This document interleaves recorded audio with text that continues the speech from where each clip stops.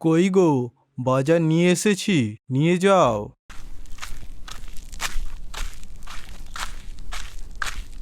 কি বাজার এনেছো গো? এই তো দেখো। একটু মাছ আনতে পারলে না ছেলেটার জন্য? সে তো আমার খারাপ লাগে গিন্নি, কি করব বলো। এত কম টাকা উপার্জন, তাতে কি আর সংসার চলে? আজ আমি সারাদিনে মাত্র 300 টাকা উপার্জন করেছি। জুতো সেলাই করে কি আর অত টাকা পাওয়া যায় গিন্নি?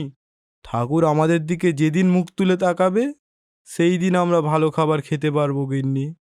হ্যাঁ, তা তুমি ঠিকই বলেছ। বেশ কয়েকদিন পর রুদ্রর জুতো সেলাইয়ের কাজ বেশ ভালোই চলছে। সংসারের সব জিনিসপত্র কেনার পর কিছু টাকা তার বউয়ের হাতে তুলে দেয়। মানুষই সেই টাকাগুলো সযত্নে রেখে দেয়। অনেকদিন পরে একটা বড় রুই মাছ নিয়ে আসলো।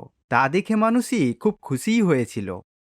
দুপুরে খেতে বসে মানুষই রুদ্রকে বলল, আমাদের বিয়ের সময় সেই তোমার ভাইকে দেখেছিলাম, এরপর থেকে আর একবারও দেখিনি। তোমার নিজের ভাই বলে কথা, তার নিজের দাদার কথা একবারও মনে পড়ে না? নিজের দাদা কেমন আছে সেটাও তাও জানতে চায় না। কেমন যেন তোমার ভাই। না গো, অমন বলো না। আমার ভাই সত্যিই খুব ভালো, কাজকর্মে ব্যস্ত থাকে হয়তো। তার মধ্যে শুনেছি এখন নাকি আবার বিয়েও করেছে, এখন তার সংসার হয়েছে। সে তুমি যাই বলো, দাদার কথা তো মনে রাখা উচিত। যে ছোটবেলা থেকে মানুষ করলো, তার একটুও খোঁজ নেয় না। রুদ্র আর কিছু বলল না। বেশ কয়েকদিন পর পোস্ট অফিস থেকে রুদ্রদের বাড়িতে একটি চিঠি আসে। রুদ্রর ভাই দীপ চিঠি পাঠিয়েছে। চিঠিতে লেখা ছিল আগামীকাল তার ভাই তাদের বাড়িতে আসছে। শুনছো মানুষই, দীপ আসবে আমাদের বাড়িতে। কবে আসবে? হ্যাঁ গো, কালকে তো ওরা আসবে। আমার ভাইরা যা বড়লোক, আমাদের মতো গরিব ঘরে থাকতে পারবে? তাছাড়া এখন তেমন পয়সা কড়িও নেই যে তাদের দুমুঠো ঠিক করে খেতে দেব। কি করে কি করব কিছুই তো বুঝতে পারছি না। যদি শুধু ভাই আসতো তাহলেও হতো, কিন্তু ভাই ও তার পরিবার ছেলে বউকে নিয়েও আসবে। কি করে কি করব কিছুই বুঝতে পারছি না গিন্নি। এত চিন্তা করো না তুমি। তুমি যে রোজ আমাকে টাকা দাও, সেই জমানো টাকা তো রয়েছে। যাও গিয়ে দেখো কত টাকা রয়েছে। এই দেখো, 6,000 টাকার মতো জমেছে। এতে তো হয়ে যাবে বলো? সত্যি মানুষই খুব চিন্তায় পড়ে গেছিলাম। আশা করি এতে এক সপ্তাহের ভালো খাবার দাবার আনিয়ে রাখতে পারবো বাড়িতে। ওরা তো কাল আসবে, তাহলে যাই, আমি গিয়ে বাজারটা করে আসি। সংসারে যা যা লাগবে রুদ্র এক সপ্তাহের বাজার একসঙ্গে করে নিয়ে আসলো। পরের দিন বড় গাড়ি করে রুদ্রর ভাই তার বউ ছেলেকে নিয়ে রুদ্রর বাড়িতে প্রবেশ করলো। দীপ ঘরে ঢুকতেই তার দাদা বৌদিকে নমস্কার করলো। সাথে তার বউ তার দাদা বৌদিকে নমস্কার করলো। রুদ্র ভাবল বিদেশে থেকেও তার ভাই বাঙালি নমস্কার কোনো কিছুই ভুলেনি। অনেক দূর থেকে এসেছো ভাই, হাত পা ধুয়ে একটু বিশ্রাম নাও। আমি তোমাদের জন্য খাবার দাবার নিয়ে আসছি।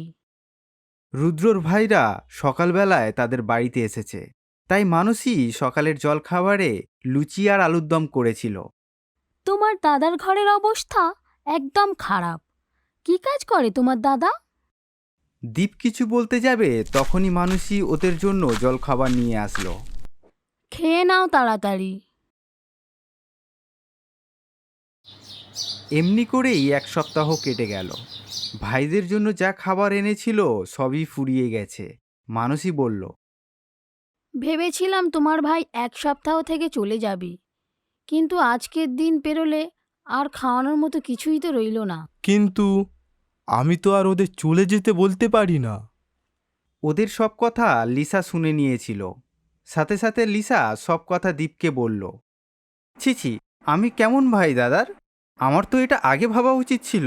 আমাদের জন্য দাদা এত খাবারের আয়োজন করলো, সেটা কোথা থেকে আমি এবারও জানার চেষ্টা করলাম না। সত্যি তাই, সেটা তোমার জানা উচিত ছিল। শোনো, কালকে তো আমাদের ছেলের বার্থডে, তাহলে ওর বার্থডেটা এখানেই করি। দাদাকে বলে দেব সব খরচপাতি আমাদের। ঠিকই বলেছ, তাহলে হয়তো দাদার কিছু খরচ বাঁচবে। পরের দিন আমাদের আর খাওয়াতে হবে না। যাই দাদাকে গিয়ে বলে আসি। দাদা, এই দাদা, কি হয়েছে বল। কালকে আমার ছেলের জন্মদিন, তাই ভাবছি আমি তোদের বাড়িতেই করব। আর তোদের গ্রামের আশেপাশের লোককে নিমন্ত্রণ করব। খাবার দাবারের কথা তোকে চিন্তা করতে হবে না, সমস্ত খরচা আমার।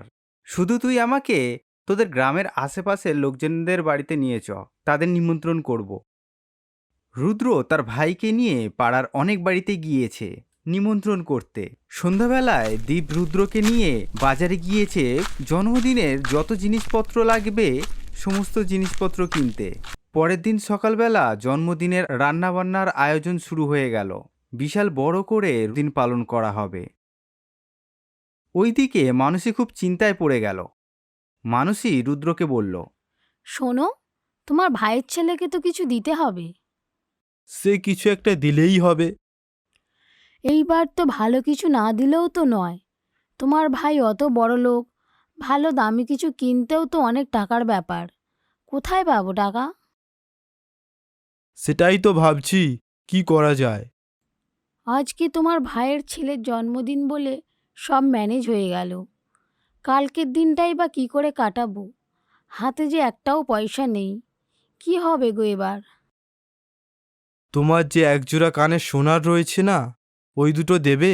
আমি বন্ধক দিয়ে টাকা নিয়ে আসব। চিন্তা নেই, আমি আস্তে আস্তে কাজ করে সব শোধ করে আবার সেটাকে ছাড়িয়ে নিয়ে আসব। কিন্তু আমার সোনার জিনিসের মধ্যে এটাই তো সম্বল। আমার যদি কাজ থাকতো তাহলে আর চিন্তা করতে হতো না এত। আমার খুব খারাপ লাগছে চাইতে, কিন্তু আমার যে কোনো উপায় নেই। ঠিক আছে, আমি দিচ্ছি।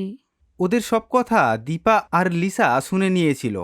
মানসী যখন কানের দুল খুলে রুদ্রের হাতে তুলে দিতে যাবে, ঠিক তখন লিসা এসে মানসীর হাত ধরে বলে, দিদি, তুমি কি আমাদের এতটাই পর ভাবো? মানে, আমার ছেলের জন্মদিনে উপহার দিতে আর কালকে আমরা কি খাবো এই খাবারের ব্যবস্থাও করতে হবে না। তোমায় এই সোনার কানের বিক্রি করতে হবে না দিদি। আগের দিনও আমি তোমার আর দাদার কথা শুনেছিলাম, আর আজকে আমরা দুইজনই তোমাদের কথা শুনলাম। হ্যাঁ, এটা সত্যি, তোমাদের যে আর্থিক অবস্থা খারাপ সেটা আমাদের আগেই ভাবা উচিত ছিল। তোমরা শুধু আমার ছেলেটাকে আশীর্বাদ করো, আমি আর কিছুই চাই না। কালকের খাবার দাবার নিয়ে তোকে আর চিন্তা করতে হবে না, আমি দেখছি কি ব্যবস্থা করা যায়। তুমি কি বলো? তাই জন্য আমরা লজ্জাবোধ করি। এরপর রুদ্রের ভাইয়ের ছেলের বড় করে জন্মদিন পালন করা হয়। দীপ তার দাদাকে একটি ছোট্ট কোম্পানিতে কাজে লাগিয়ে দেয়। তারপর থেকে রুদ্রকে আর জুতো সেলাইয়ের কাজ করতে হয় না। আস্তে আস্তে তারা ঘর তৈরি করে। তার আর কোনো অভাব রইল না। তারপর থেকে তারা সুখে শান্তিতে বাস করতে লাগলো।